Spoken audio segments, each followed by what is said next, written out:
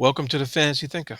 I'm Jared Quartermanch, and today I'm going to be doing a segment called Lost Not Forgotten. This is number two, and this is books that we just don't hear about at all on YouTube that came out a long time ago and that most people may have forgotten about or just never even heard of. This one is called HORSECLANS, and this is the first book in the series called The Coming of the HORSECLANS by Robert Adams. And this book first came out in, look at that, my pages are falling out. It's been so long. This first book came out in 1975, and it's a series of 18 novels that came out from that point up until sometime in the late 80s. And so he was fairly prolific. This Robert Adams was, and this book, the reason why I picked up this book was because Adams. It was like the first one on the shelf right after Douglas Adams, The Hitchhiker's Guide to the Galaxy. It was the first one there. And I couldn't decide what to read. So I was like, all right, I'll go to the beginning of the alphabet. Boom. Robert Adams. I bought it on a whim. I like the cover. The cover is by Ken Kelly. He was kind of a famous fantasy artist in the 80s, in the 70s. And So that was pretty cool. I liked that. And so I picked it up on a whim. And this book threw me for a loop because I was at the time only had read the Dragonlance stuff and the D&D focused type fantasy novels. So this threw me for a loop, not only because it was fantasy, but it was also post-apocalyptic fantasy. It takes place a couple hundred years in our future, I think, 1,000 years maybe. Yeah, 1,000 years in our future. So I was like, oh wow, okay, all right. So let me check this out. And it also threw me for a loop because it used a lot of um cultural words from the Greek language, which was very odd to me. And apparently sometime in our post-apocalyptic future, there was a big migration of Greek speaking peoples that came to the shores of the United States, well, the former United States, and basically conquered and spread out. And that's what we have on the eastern seaboard of the United States during the time of these novels. And the coming of the horse clans is a one particular leader uniting all the peoples who live in the Great Plains, the Sea of Grass, they call it, and uh, moving eastward to conquer and take over as they go.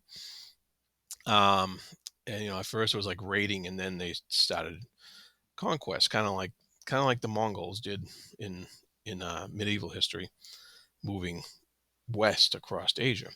These guys, these horse clans, were moving east across Asia, and that is the setting, of this book. The fantasy part of it is due to this post-apocalyptic nature of this apocalypse. I think he hints that it was like nuclear war or something like that. Um, and so never really gets into it yet. Further on in the series, he explains the history a little bit more, but in this first book, you don't know that yet. And so that led to mutations, not only of peoples, but animals as well. And so some people have developed this ability to have telepathy. They can speak to each other in their mind. Not only that, but some animals have developed this ability as well, just certain ones. Large cats. There's kind of like a return of the saber-toothed cat. How that happened, I don't know. And there's also a certain breed of horses that can also speak telepathically with their riders once they establish this bond, so to speak. So it's really cool how that it gets explained and comes about. It's it's a really neat feature. It's a fantastic feature of this world.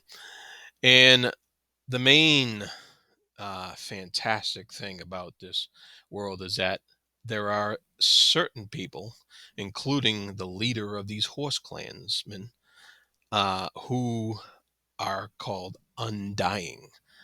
They can't die. They kind of regenerate like Wolverine, but not so extreme and flashy. Um, so they can't die.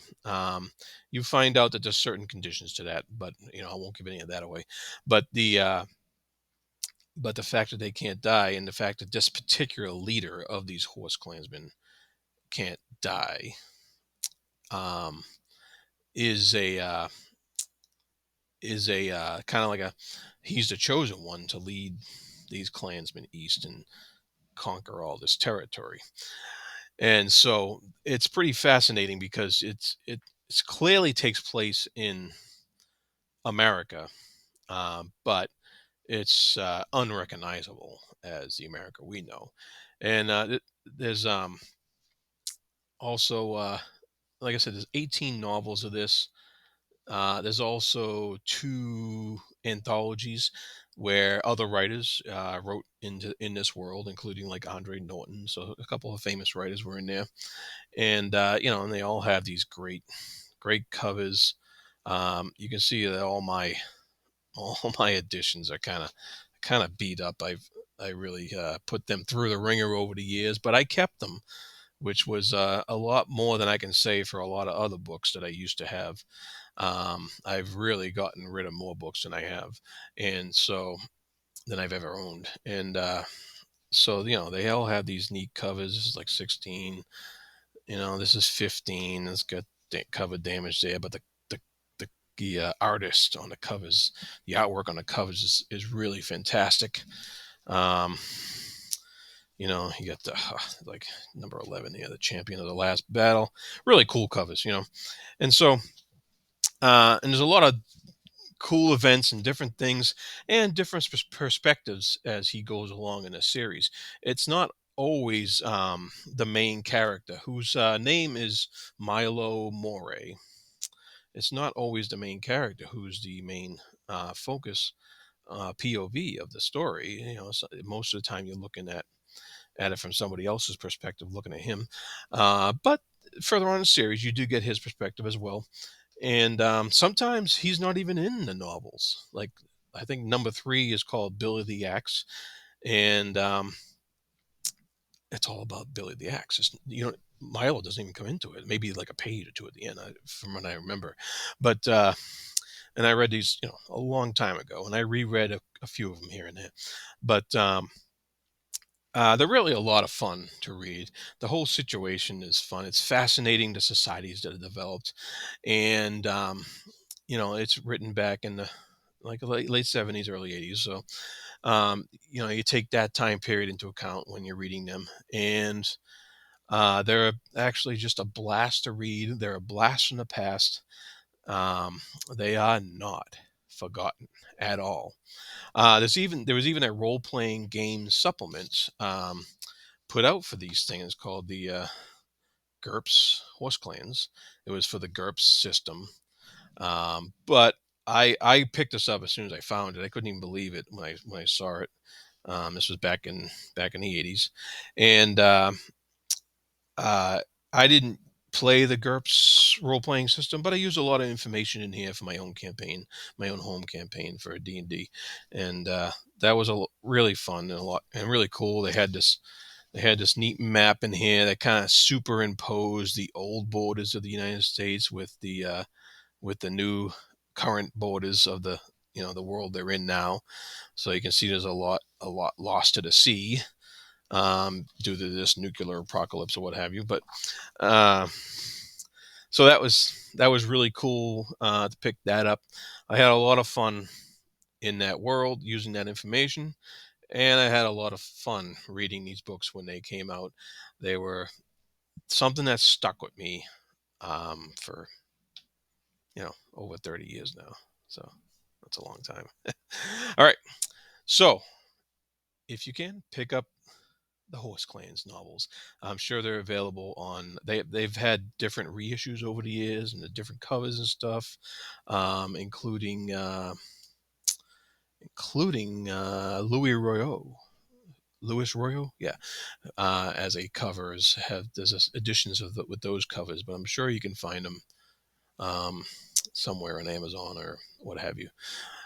So that is Lost Not Forgotten #2, the Horse Clans novels. Check them out. They'd be great, like palette cleanses in between huge series or what have you. Just because the even though the books continue on, some of the story points from the previous books, they're usually fairly self-contained. They might show some stuff from the past here and there or mention it, but they're all pretty cool. I wouldn't read them out of order, but you get the gist. It's something you could sneak in between uh, big series that are tightly woven and connected together. If you need a break from like something like a Malazan um, or War of Light and Shadow, then those would be a great little palate cleanser to throw in between and have fun with them. All right, that's it for this episode. Once again, like and subscribe below. Be good to each other, and thank you.